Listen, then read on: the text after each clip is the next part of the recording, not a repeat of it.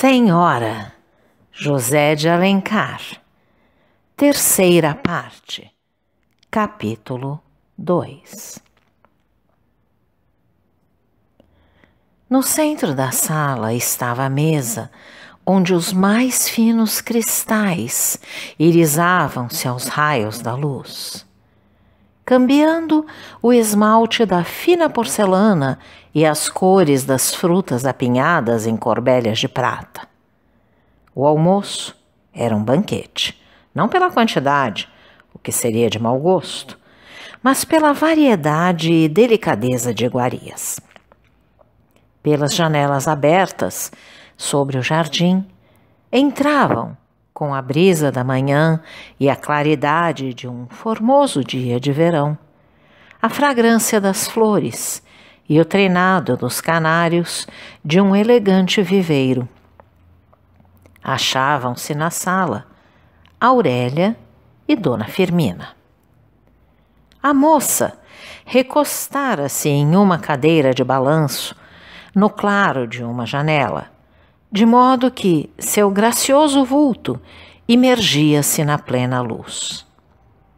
Ao vê-la, radiante de beleza e risos, se acreditara que ela, de propósito, afrontava o esplendor do dia para ostentar a pureza imaculada de seu rosto e sua graça inalterável. Trajava um roupão de linho de alvura deslumbrante. Eram azuis as fitas do cabelo e do cinto, bem como o cetim de um sapato raso que lhe calçava o pé, como o engaste de uma pérola. Fernando parou um instante ao entrar na sala, depois do que, firmando-se na resolução tomada, dirigiu-se à sua mulher para saudá-la. Todavia, não calculava ele de que modo se desempenharia desse dever. Aurélia viu o movimento. A saudação matinal do marido ia despertar suspeitas em Dona Firmina. Seixas adiantava-se.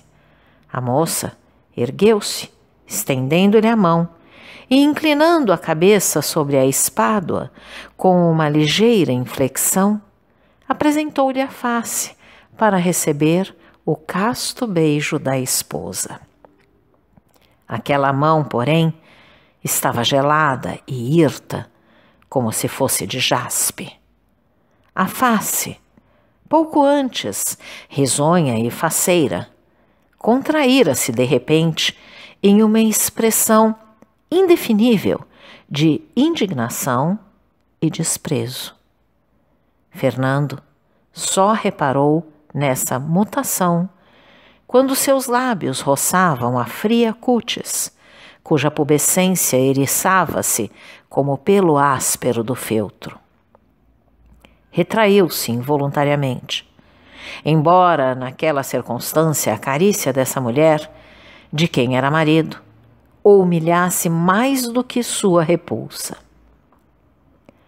"Vamos almoçar", disse a moça, dirigindo-se à mesa e acenando ao marido e à Dona Firmina que se aproximassem.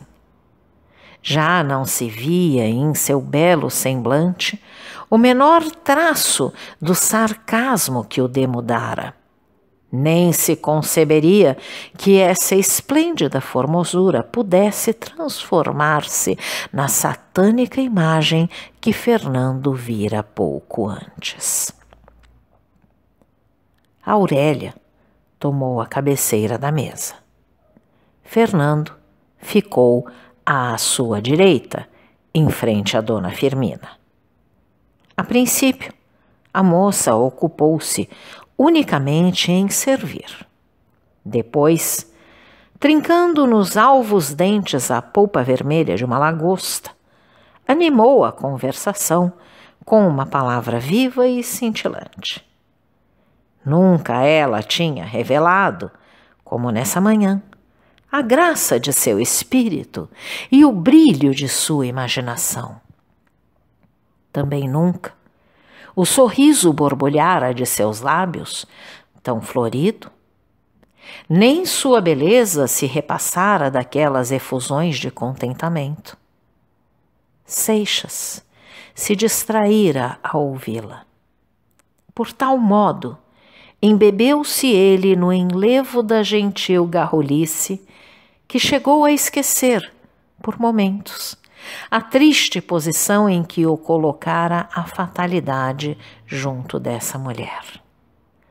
Nas folgas que o apetite deixava à reflexão, Dona Firmina admirava-se do desembaraço que mostrava a noiva da véspera, na qual, melhor diria, um casto enleio.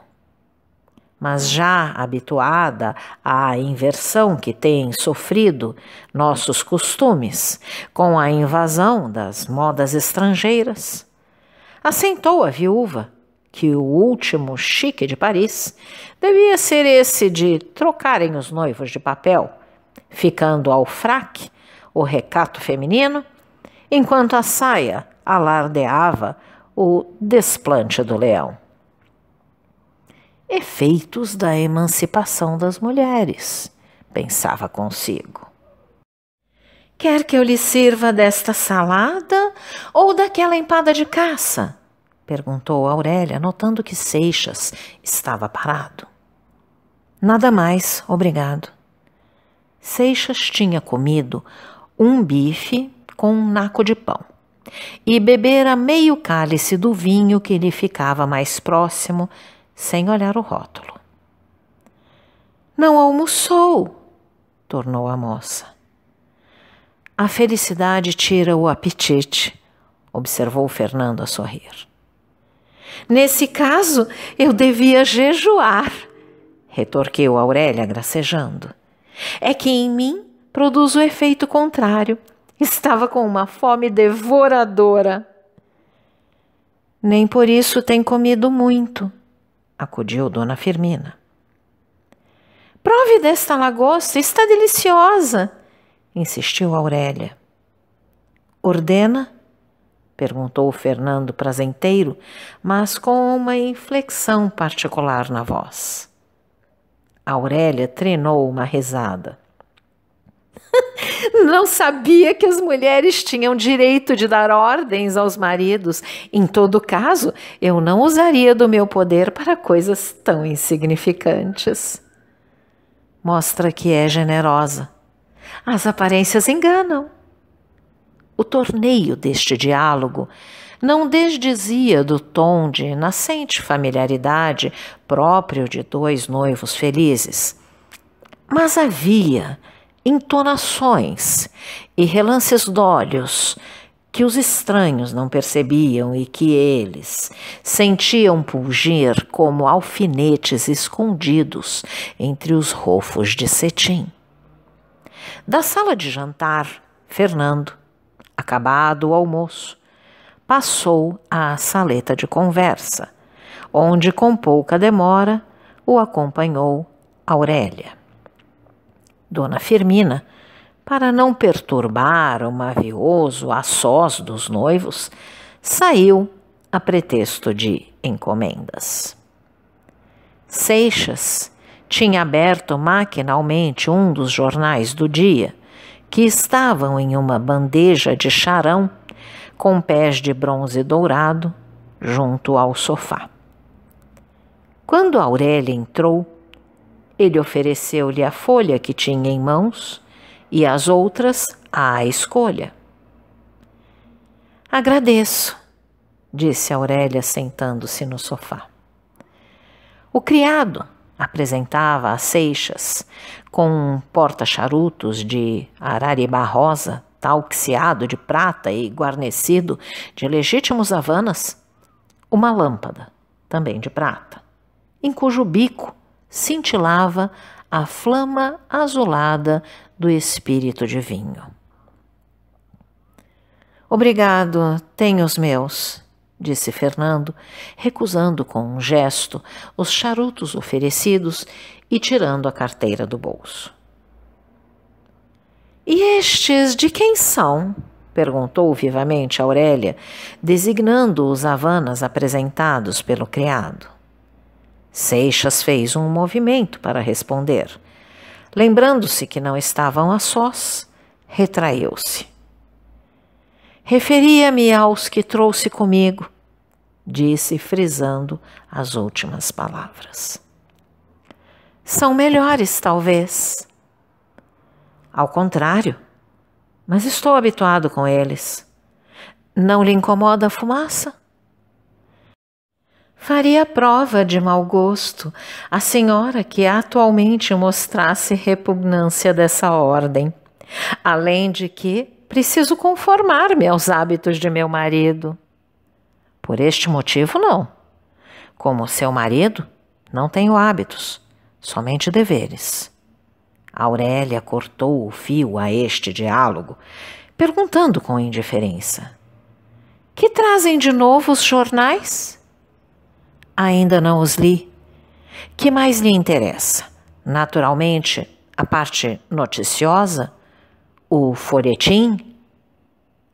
Ao mesmo tempo, abria Seixas as folhas, uma após a outra, e, percorrendo-as com os olhos, lia, em voz alta para Aurélia, o que encontrava de mais interessante. A moça fingia ouvi-lo, mas seu espírito repassava interiormente os últimos acontecimentos de sua vida e interrogava as incertezas do futuro que ela mesma, em parte, se havia traçado. Todavia, a presença do criado fez-lhe reparar que Seixas ainda tinha por acender o charuto. Não fuma? Perguntou ao marido. Permite?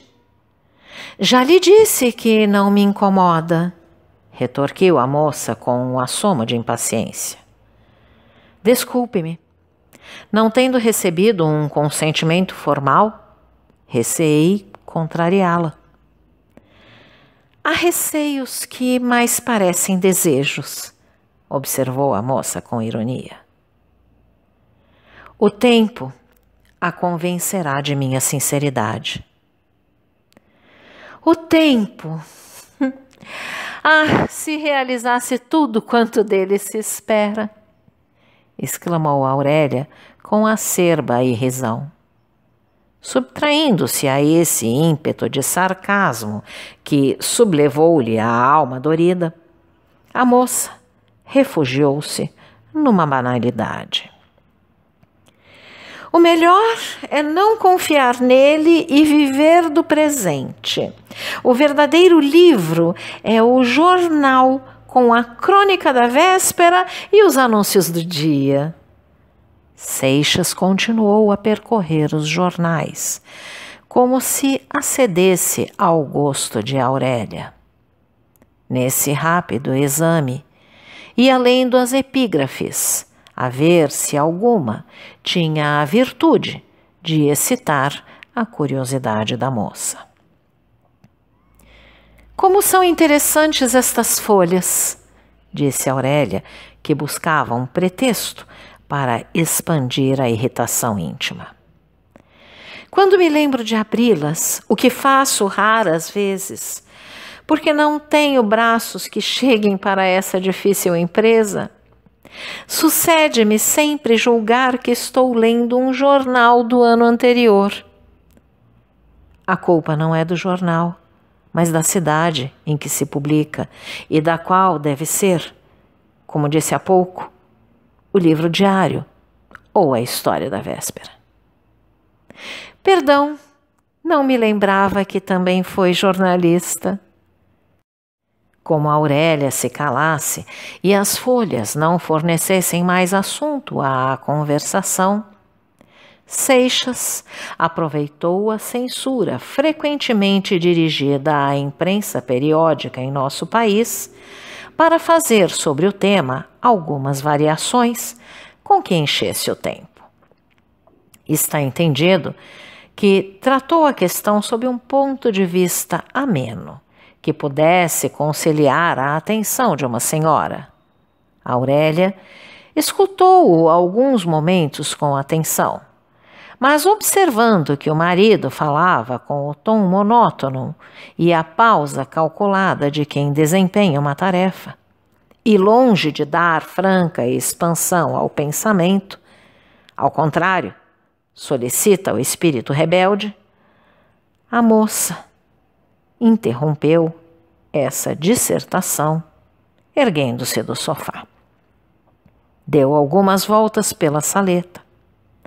Percorreu com os olhos o aposento, reparando no papel, nos móveis e adereços, como se nunca os tivesse examinado ou indagasse se nada faltava. Passou depois a observar atentamente as figurinhas de porcelana e outras quinquilharias que havia sobre os consolos, tirando-as de seu lugar e mudando-lhes a posição. Daí, encaminhou-se ao piano, que é para as senhoras como charuto para os homens, um amigo de todas as horas, um companheiro dócil e um confidente sempre atento. Ao abrir o instrumento, lembrou-se que não era próprio a uma noiva da véspera entregar-se a esse passatempo quando vizinhos e criados todos deviam supô-la àquela hora engolfada na felicidade de amar e ser amada. Ela não conhecia essa aurora mística do amor conjugal que se lhe transformara em vigília de angústia e desespero. Mas adivinhava qual devia ser a transfusão mútua de duas almas e compreendia que, ávidas uma da outra, não se podiam aliar em estranho passatempo.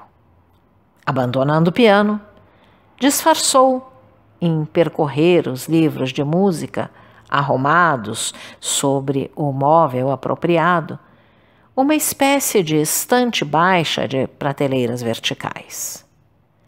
Aí esteve a folhear apenas, solfejando a meia voz os trechos favoritos e, quiçá, buscando um que respondesse aos recônditos pensamentos, ou antes, que traduzisse o indefinível sentimento de sua alma naquele instante. Parece que achou, afinal, essa nota simpática, pois sua voz desprendia-se num alegro de bravura quando lembrou-se que não estava só. Volveu um olhar para o sofá, onde havia deixado o marido, que, porventura, a estaria observando, surpreso de sua mímica.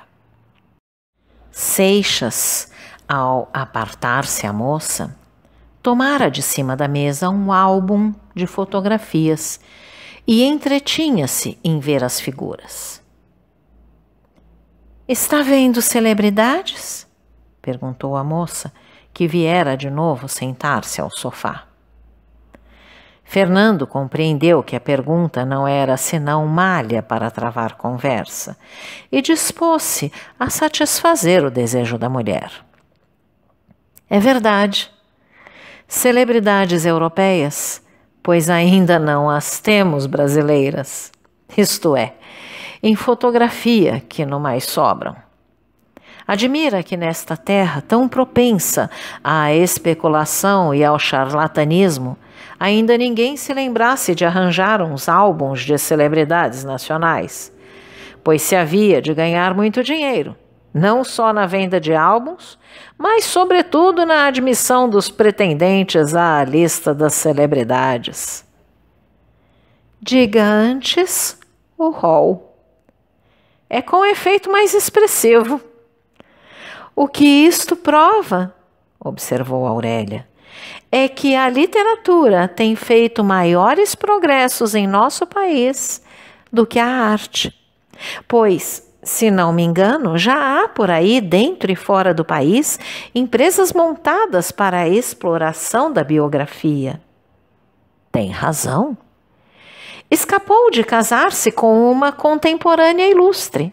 acrescentou Aurélia, grifando as últimas palavras com o mais fino sorriso. Ah, não sabia. Lamento profundamente não ter de acumular essa a tantas honras que recebi.